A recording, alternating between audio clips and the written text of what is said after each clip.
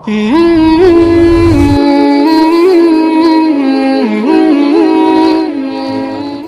sihhatin wa basqah. Sadatul ulama wal masyayikh ashabul ma'id ashabatul bisufiyah hadratul mustasyarin, Bapak Danrem, Bapak Dandim, puasa semua ini. Kita yang lain makan, beliau tidak makan. Pokoknya NTB aman, ditirakati oleh panglima-panglima, komandan-komandan ini. Saya datang bersama Pak Mas Andi Jamaro, pengurus PBNU ketika periode Pak Hashim Muzadi, dan yang saya hormati yang wakil gubernur Pak Sekda, ini NU juga, Sekda NU,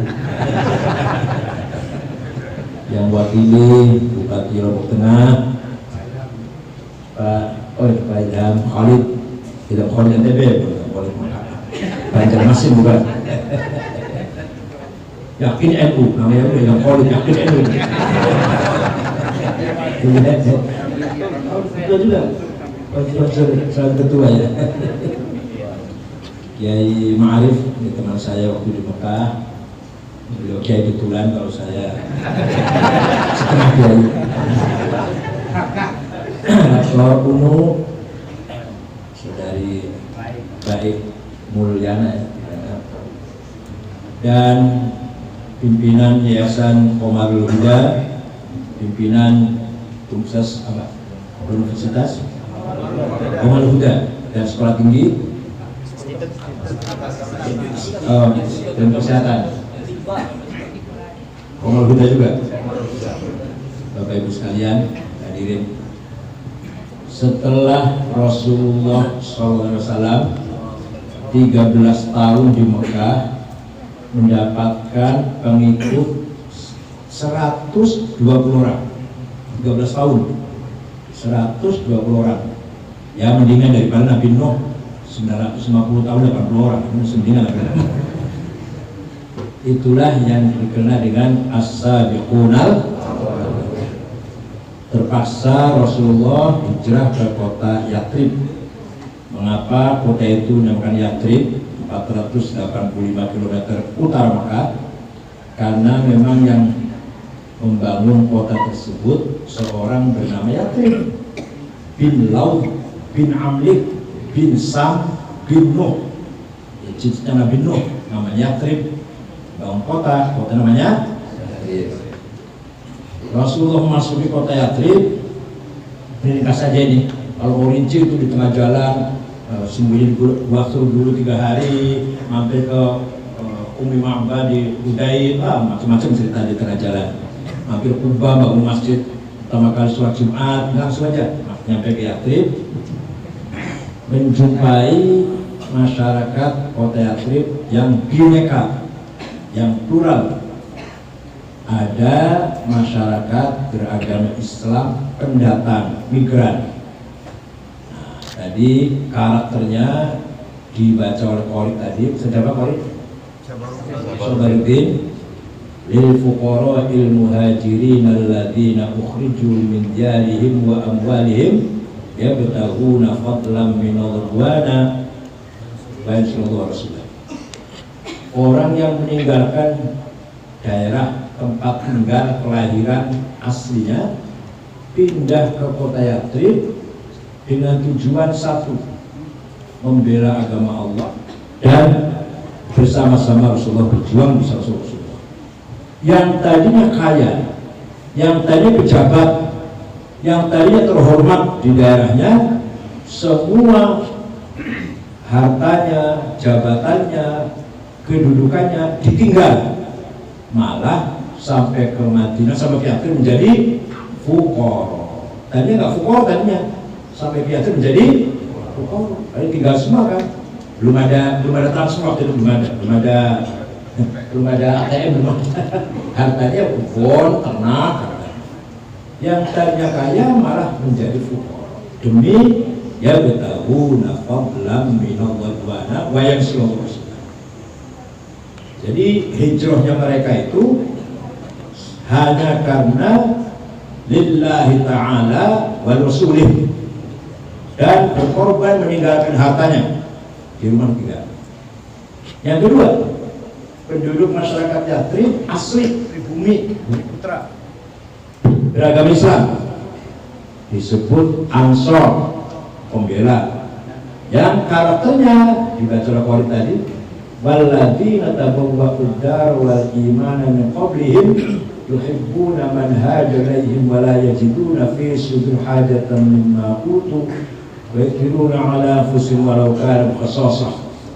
Mereka menyediakan fasilitas, kemudahan, bahkan tempat tinggal, lahan, diberikan, disiapkan untuk menyambut kedatangan muhajirin. Coba, kalau muhajir datang rombongan 20, 50, 10, silakan, ahlan wa sahlan, welcome di rumah saya. Sebentar nanti kita gampang ke depan, kita pikir bareng-bareng. Saya punya unta 20, ambil separuh dulu. Saya punya kebun 2 hektar, ambil 1 hektar. Gampang itu belakang. Saya punya istri 4, ayo bagi 2 kan. Betul.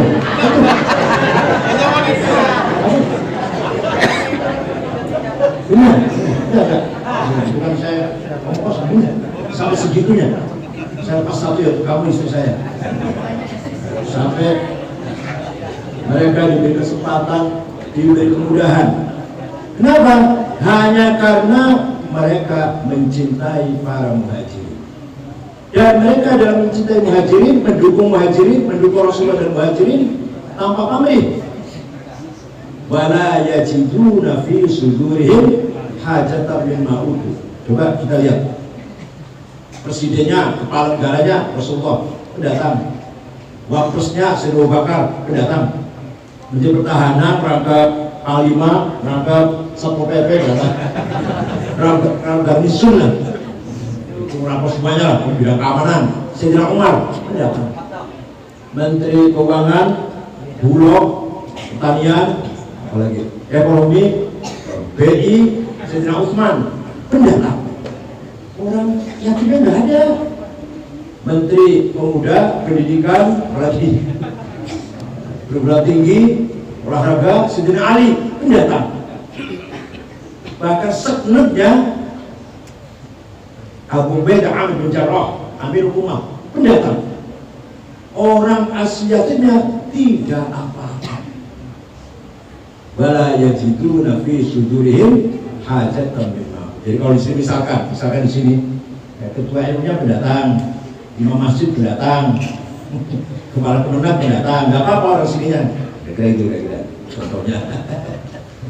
Nah, bahkan wa'ithuna ala anfusihim walau kana khassasah, bahkan yang asli itu pribumi itu sering mengalah, mendahulukan muhajir. Jadi karakternya luar biasa. Yang muhajirin ikhlas lillahi ta'ala wa rasulih, yang ansor, yang pribumi juga ikhlas menyiapkan segala persiapan untuk menyambut para muhajir. Nah, kemudian masih ada lagi penduduk kota Yathrib non muslim beragama Yahudi. Ada 3 suku. Bani Qainuqah kebanyakan pekerjaannya perajin emas. Yang kedua Bani Quraidah penanam kurma, petani. Yang ketiga Bani Nadir pekerja. Jadi penduduk kota Yathrib itu muslim pendatang, muslim pribumi, non muslim. Malah masih ada sedikit musyrikin, sedikit belum Islam semua belum. Melihat keadaan seperti itu, Rasulullah SAW setelah merenung, berpikir, kemudian memutuskan, begini keputusannya. Bismillahirrahmanirrahim. Hada kitab Muhammad. Al-muslimuna min Quraisy wal muslimuna min Yathrib wal yahud wa man tabi'ahum wa lahiqa bihim wa jahada ma'ahum innahum ummatun wahidatun min dunin nas. Ini ketetapan Muhammad. Umat Islam pendatang, umat Islam pribumi, dan Yahudi dan Muslim asalkan satu cita-cita, satu tujuan. Kalau sekarang juga bahas sekarang satu visi misi lah. satu garis perjuangan, wajah ada ma'ahum, satu garis perjuangannya, maka sesungguhnya mereka adalah satu umat. Apa artinya? Kesimpulannya? Kesimpulannya, terutama bagi para dosen yang harus tahu, kesimpulannya Rasulullah 15 abad yang lalu telah berhasil, mencoba dan berhasil membangun sebuah umat. Tapi yang maksud umat di sini bukan umat Islam, umat yang diikat dengan kesamaan visi misi, kesamaan cita-cita, bukan kesamaan agama. Jawab. Ada dosen atau maju? Yang dosen mana? Jawab. Harus cerdasan. Jadi Nabi Muhammad SAW 15 abad yang lalu, belum ada PBB, belum ada Amerika, belum ada hak asasi manusia, belum, sudah berhasil membangun sebuah umat, komunitas, kumpulan manusia yang diikat oleh kesamaan cita-cita, kesamaan visi misi, bukan kesamaan agama, bukan kesamaan suku. Kesamaan apa? Kesamaan cita-cita dan visi misi. Artinya apa? Artinya Rasulullah telah membangun negara modern. Negara modern.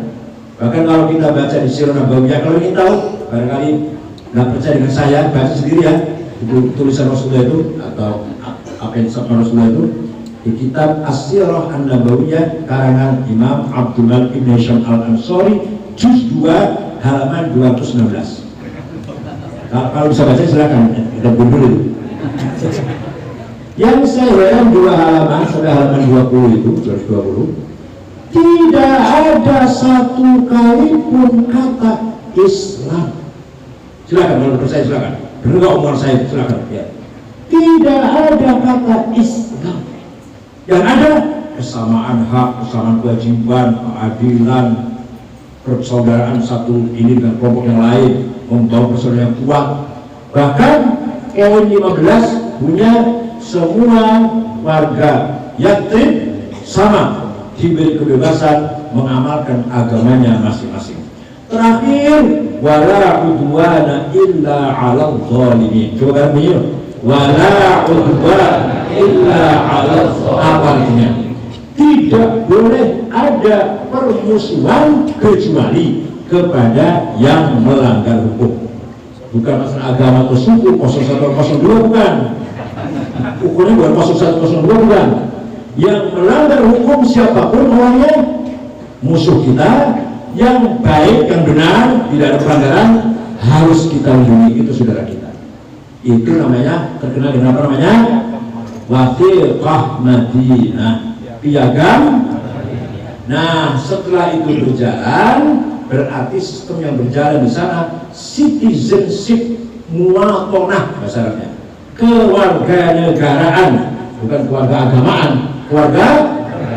Jadi Nabi Muhammad SAW 15 abad yang lalu telah mencoba dan berhasil mendirikan sebuah negara yang dibangun atas dasar konstitusi visi misi, bukan konstitusi agama, bukan konstitusi etik atau suku.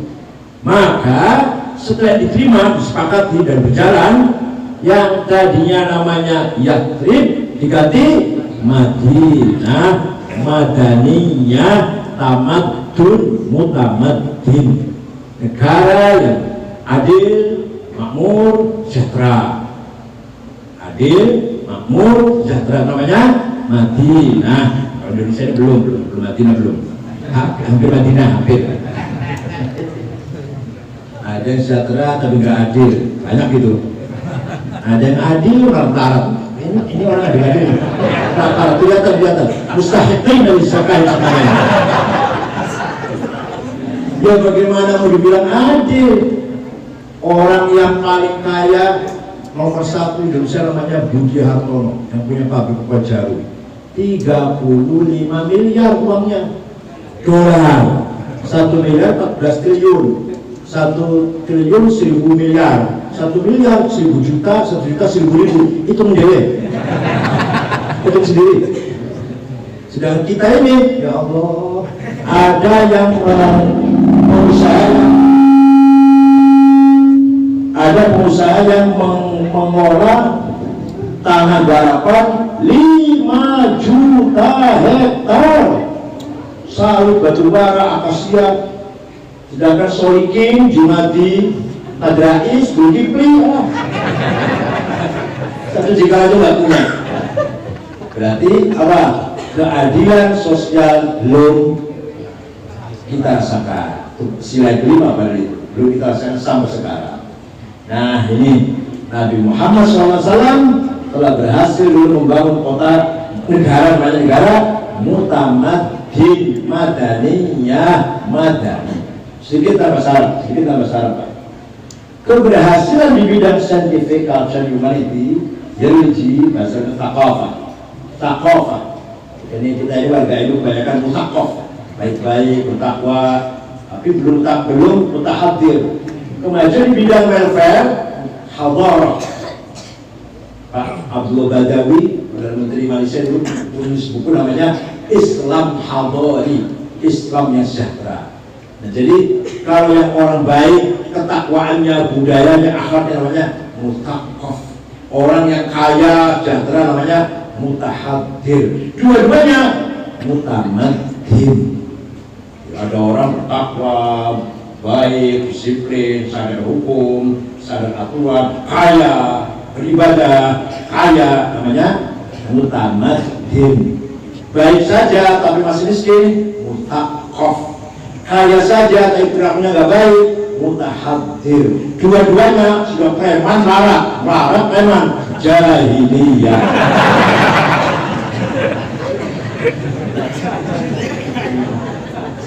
Miskin sombong preman juga. Jadi, nah ini apa kesimpulannya? Kesimpulan kedua. Rasulullah SAW tidak pernah mendeklarasikan, memproklamirkan berdirinya negara Islam, dan tidak pernah Rasul mengatakan negara Arab, negara Islam bukan, negara Arab bukan, negara apa? Madinah, bukan negara Islam. Nabi baru mengatakan negara Islam, baru mengatakan negara Arab, negara apa? Madinah. Oleh karena itu, sebenarnya kalau kita lihat sejarah, apalagi khilafah Islamiyah, negara Islam pun sebenarnya dalam Al-Quran tidak ada. Adapun perubahan zaman, kemudian ada negara Islam, ada khilafah, saltanah, imarah, mamlakah, itu tergantung keadaan lokal masing-masing, itu dinamika dari bermasyarakat. Republik, kerajaan, mamlakah, keemiran, imarah, kesultanan, saltanah, khilafah, terserah saja. Yang penting rakyatnya hadir, makmur, sejahtera. Nah, suatu ketika ada sahabat bertengkar dengan orang Yahudi di pasar. Rupanya meningkat kan ya, bertengkar meningkat. Orang sahabat itu nempeleng Yahudi, nempeleng, nggak lihat apa-apa, mati. Yahudinya mati, nempeleng. Supaya pakai akik, pakai akik. Akhirnya dari anggota apa?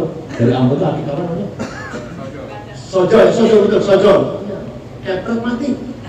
Nabi marah besar dengan mengeluarkan statement yang sangat keras. Man qatala dhimmiyan fa'ana khasmuhu yawmal qiyamah wa man kuntu khasmahu falam yashumma raqihatal jannah. Barang siapa membunuh non-muslim, membunuh siapa? Maka di akhirat, di hari kiamat berhadapan dengan saya, urusannya dengan saya. Dan barang siapa berhadapan dengan saya tidak akan mencium bau surga, tidak akan selamat. Ini proteksi dari Muhammad terhadap warga negara non-muslim di negara Madinah. Oleh karena itu, kita orang NU yang paham betul tentang sejarah Islam harus tidak ragu-ragu, harus yakin bahwa kita berkewajiban memprotek, melindungi, merangkul non-muslim yang ada di sekitar kita. Yang menarik tamu-tamu di PBB gitu, yang menarik itu kata mereka tamu-tamu di mana-mana di dunia yang mayoritas menginjak minoritas, yang mayoritas nakal pada minoritas lah, menginjak atau mendolimi. suku besar mengincar suku kecil, partai besar mengincar partai kecil, ormas besar mengincar ormas, kecuali NU mayoritas tapi melindungi minoritas. Jadi NTB pun non muslim harus hidup dengan tenang, nyaman, aman. Tidak boleh ada rasa takut hidup tengah-tengah orang Islam. Orang non muslim di NTB hidup bersama orang Islam yang banyak ini harus merasa aman. Orang Hindu di NTB, Kristen hidup tengah-tengah orang NU yang mayoritas ini merasa aman, tenang dan nyaman. Alhamdulillah, orang Katolik, Kristen, Hindu, Konghucu dengan NU merasa aman dan nyaman. Itu kita lanjutkan programnya Gus Dur yang ingin menunjukkan bahwa Islam seperti ini. Kita tunjukkan seperti Islam seperti ini, memprotek, mengamankan, melindungi non muslim yang minoritas. Inilah dasar nation state kebangsaan kita. Oleh karena itu NU ketika pertama di Banjarmasin tahun 36, tahun Banjarmasin tahun 36 pakai sarung semua, gak ada kayak pakai sarung waktu itu pakai sarung. Karena kalau sarung kan demokratis, berikan gerak keluar dalam bebas, pragmatis, mudah dipakai dari dilepas. Satu ini bahasa Jawa, isi semeliping dingin, kalau panas bukan dingin, gak akan masuk semua. Muktamar di Banjarmasin tahun 36 keputusannya bahwa Indonesia bukan darul Islam, bukan darul kafir, darul kufur bukan, Darussalam. Apa? Darussalam. Negara yang damai, negara yang menganggap semua warga yang ada di Nusantara ini saudara kita semua. Maka itu punya three solidarity, 3 persaudaraan.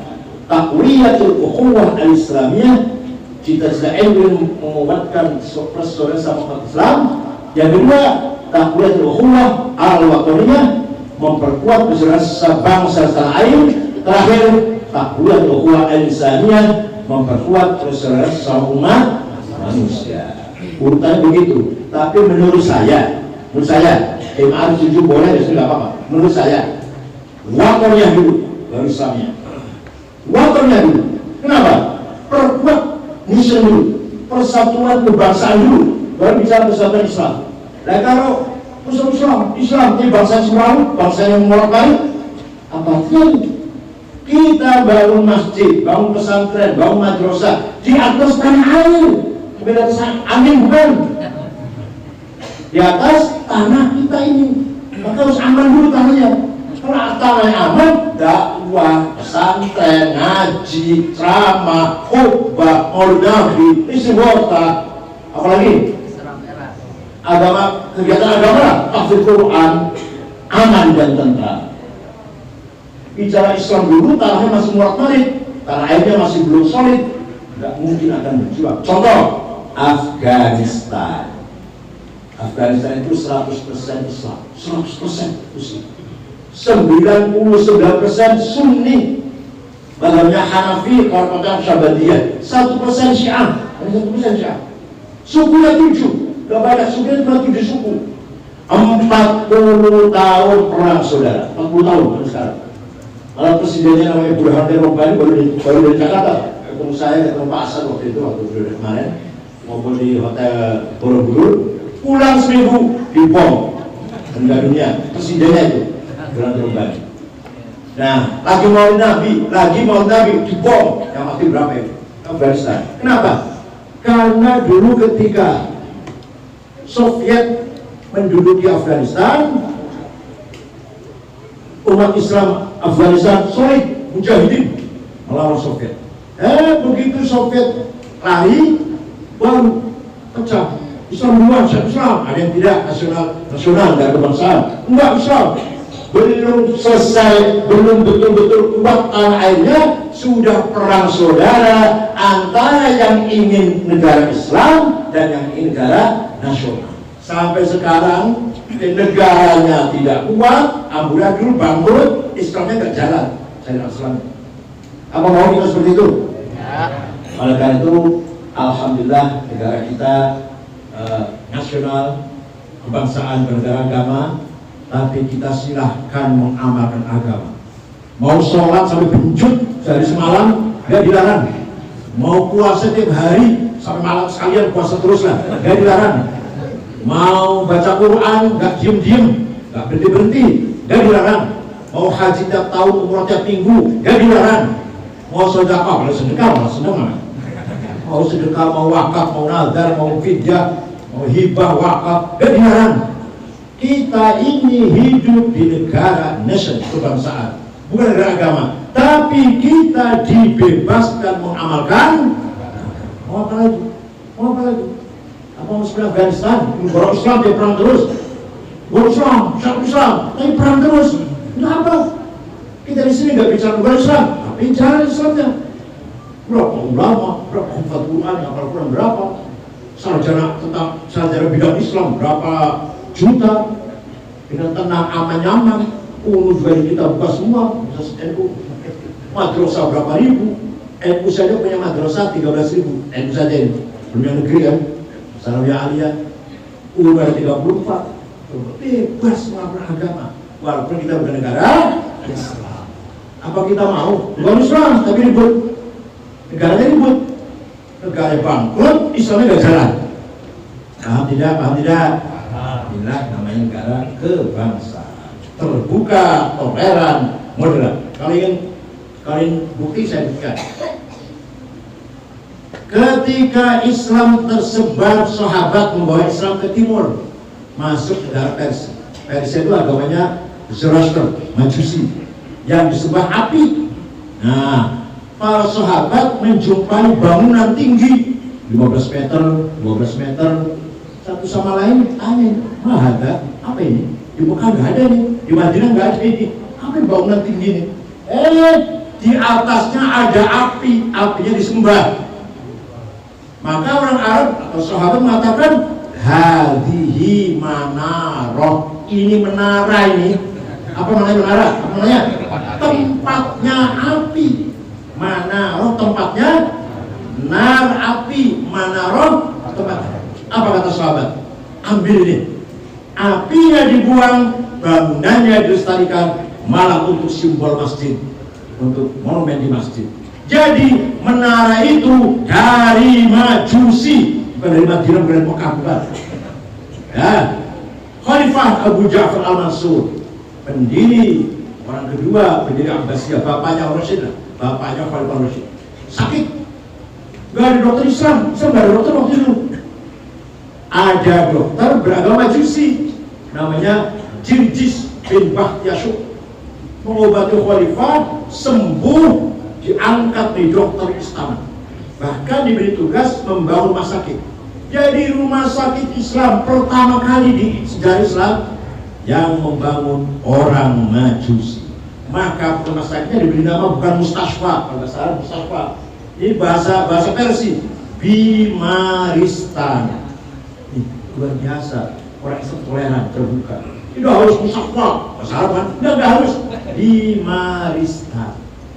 Nah, sekarang Islam sahabat menjual Islam ke barat, menjumpai gereja pakainya kubah. Masuk, sahabat lihat, oh gak ada tiangnya dalam gereja itu. Ini bagus untuk masjid. Bangun masjid tanpa tiang bagus ini supaya soft sholatnya, baris sholatnya tidak putus, tidak terhalang tiang, kosong itu di dalamnya. Maka diambillah kubah, ditiru dari gereja untuk bangun masjid. Jadi menara dari Majusi, kubah dari gereja. Dikira dari Mekah Madinah, Pak? Bisa dianggapnya dari Mekah Madinah. Dari gereja itu kubah. Menara dari Majusi, namanya menara, tempatnya apinya nggak ada, tinggal tempatnya doang. Nah, kemudian Khalifah Muawiyah bin Abi Sufyan sakit perut, binasi Bani Umayyah, sakit perut, tidak dokter Islam, ada dokter beragama Kristen Ortodok, namanya Sarjius. Nah, mengobati, sembuh, dan tinggal di istana. Punya anak, namanya Yahya, anak ini, Johannes, tidak mau tinggal di istana bersama bapaknya, nggak mau tinggal di sana.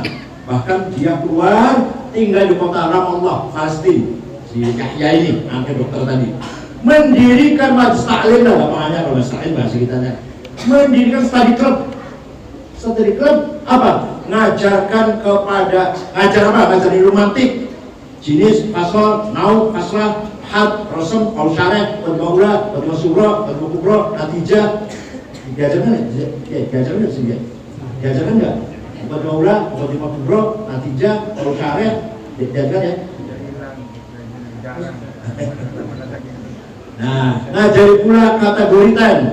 Kategori ten itu substansi, quantity, quality, relasi, posisi, to have, to be, to have, aksi, reaksi. Ini kategori ten. Al-maqulatul asyarah. Supaya menjadi seorang itu dengan objektif. Siapa dia? Pak Jokowi. Seperti apa Pak Jokowi? Baik itu fisiknya maupun kualitasnya. Kemudian dia apa sebagai presiden, kapan, di mana, hubungannya dengan orang di mana, terus dia punya apa, dia bisa apa, setelah itu dia aksinya apa, dan berbuat reaksinya apa. Namanya kategori ten, menilai seorang dengan objektif. Supaya objektif, jangan karena teman dipuji, jangan karena bukan teman kemudian pasti dicela. Kalau pakai kategori ten kita objektif nanti. Siapa itu dia? Gus Dur. Gus Dur itu seperti apa? Kualitasnya apa? Posisinya apa, pernah jadi presiden, kapan, di mana, kemudian relasinya apa, dia punya apa, aksinya seperti apa, reaksinya seperti apa. Itu namanya kategori ten. Itu diajarkan oleh Yahya yang beragama Kristen Ortodok kepada pemuda-pemuda Islam. Orang Islam baru melek gitu. Namanya mantek logika, namanya kategori ten, baru tahu dari Yahya bin Sarjius. Nanti disempurnakan ketika datang ilmu kalam, ketika diterjemahkan kitab-kitab Yunani oleh Makmun, Khalifah Makmun, baru luas ilmu kalam, mantik. Jadi yang pertama kali orang Islam dengan ada logika, ada mantik, ada kategori ten, dan siapa? Ya, orang Kristen Ortodok. Jadi misalkan di sini, tidak ada dokter atau tidak ada dosen yang pas untuk ngajari IT, adanya non muslim, nggak apa-apa. Misalkan di Muhammadin sini misalkan ada ahli IT bukan Islam, nggak apa-apa. Ya sekarang saya tanya, Bapak mau naik bis ke Jakarta, ada bis satu supirnya hafal Quran, sholat, tapi baru 2 minggu bisa nyupir. Ada lagi satu supir orang Batak Kristen, sudah nyupirnya 12 tahun, dia naik bis mana? Gimana itu? Jadi namanya kita harus terbuka. Jadi namanya masalah profan, masalah duniawi itu tergantung kita semuanya. Masalah agama ya kita Islam, asyarakat kita Islam, akidah kita Islam. Hanya ilmu pengetahuan, siapa yang pintar itu yang kita ikutin. Mau bangun gedung, ada insinyur yang paling pintar non muslim, ya kita pakai. Ada dokter, saya sakit, mau pergi ke dokter, ada dokter yang bagus non muslim, ya nggak apa-apa. Paham tidak? Oleh karena itu sekali lagi, alhamdulillah kita menjadi warga negara Indonesia yang bersatu, solid, tidak seperti negara Timur Tengah. Wa innamal umamul akhlaqu ma baqiyat fa inhum dhahabat akhlaquhum dhahab. Martabat bangsa tergantung akhlaknya. Coba pikir, kok nggak bilang tergantung agamanya ya? Paham nggak? Kok tidak mengatakan martabat bangsa tergantung agamanya? Kalau akidah syariahnya bagus, martabat bangsa mulia. Kalau agamanya jelek, martabat bangsa hancur. Enggak tuh. Dikatakan apa tadi? Martabat bangsa tergantung akhlak. Contoh, Jepang. Agamanya nggak jelas. Yahudi bukan, Nasrani bukan, Islam bukan. Sinto namanya, agamanya nggak jelas lah. Agamanya, akidahnya nggak jelas, Islamnya nggak jelas. Bermartabat nggak? Bermartabat tidak? Apa yang bermartabat? Akhlaknya. Tidak ada korupsi, nggak ada pembunuhan, penodongan, perampokan, pemerkosaan. Aman. Swedia, Swiss, aman. Presiden jalan malam paling 2 orang yang awal. Saya pernah ke Australia tahun 2012. Setengah bulan puasa itu ceramah muter-muter dari Brisbane, muter Canberra. Terakhir kembali mau pulang besok, hari ini saya ke Sydney, terakhir belanja di pasar. HP ketinggalan. Tinggalan HP saya di ceramah turun dari 16 orang masuk Islam. Saya ceritakan Islam Nusantara. Di Hong Kong saya ceramah di negara kecil ya. Saya ceramah 2 orang masuk Islam di Hong Kong. Di Jepang 16 orang. Dan orangnya kaya, udah sampean bukan. Masuk Islam orang kaya. Punya kapal, punya pabrik pengaliman ikan, punya di kota Nishima dan Tokyo bukan. Saya ceramah turun 16 orang masuk Islam. Orang kaya di kota Nishima. Mudah-mudahan sekali lagi NU di NTB ini semakin bermanfaat, berguna untuk membangun kekuatan bangsa. Yang pasti kalau bangsa ini kuat, umat Islam akan menjadi kuat karena Indonesia mayoritas umat Islam. Dan kita di tengah-tengah antara Cina dan Australia harus moderat. Kalau kita tidak moderat, pasti digebuk oleh Cina dan Australia. Utara kita Cina, selatan kita Australia. Non Muslim semua itu, kuat semua itu. Nah, kita harus pandai-pandai membawa umat Islam moderat, toleran, berbudaya, berakhlak. Kalau kita radikal, kalau kita ekstrem, apalagi teroris, Cina, Israel nggak akan diam, pasti akan menghabisi kita. Gitu ya, seperti Suriah itu. Amerika bom, Rusia pun datang bom, oke itu mau, kayak gitu. Irak tuh, Amerika datang, mana-mana datang, Afghanistan juga sama, oke itu. Mari kita bangun akhlak budaya kita. Syukran wa tumtum fil khair wa barakatuh wa najah. Ya'khudh bi'aydikum fi as-salah wal khair wal barakah. Yahfadkum min al-ahad wal afat wal fitan. Wa huwa al-fiqh lakum at-tariq. Wassalamualaikum warahmatullahi wabarakatuh.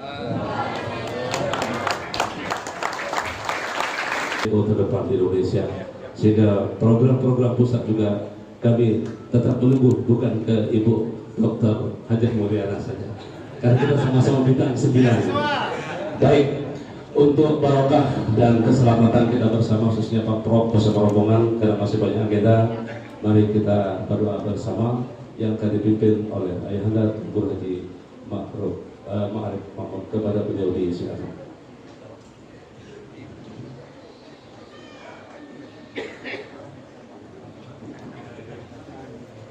Bismillahirrahmanirrahim. Alhamdulillahirrahmanirrahim. Allahumma salli ala sayyidina Muhammad salatan tu'mina biha min al-ahwali wal afat wa taqbilana biha jami'al hajat tutahhiruna biha min jami'is sayyi'at wa tarfa'una biha indaka a'la darajat wa tuballighuna biha aqsa ghayat min jami'il khairat fil hayati wa ba'da al-mamat إنك على كل شيء قدير. اللهم نور قلوبنا بنور دينك وطهر أعضاءنا بنور أمرك ويسر أمورنا بنور توفيقك واستجب دعاءنا بنور رحمتك. وإنا نستودعك ما علمتنا فعلمنا ما جهلنا وافتح علينا فتوح العارفين بك. اللهم أرنا الحق حقا وارزقنا اتباعه وأرنا الباطل باطلا وارزقنا اجتنابه ولا تجعله مشتبها فأنت بالهوى. اللهم ما مننت به فتمنه وما أنعمت به فلا تسلبه وما سترته فلا تهتكه وما ألنته فاغفره برحمتك يا أرحم الراحمين.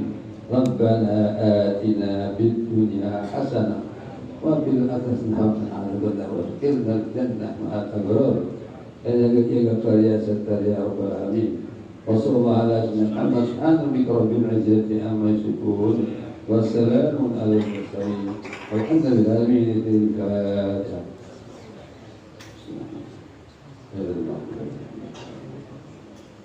Assalamualaikum warahmatullahi wabarakatuh.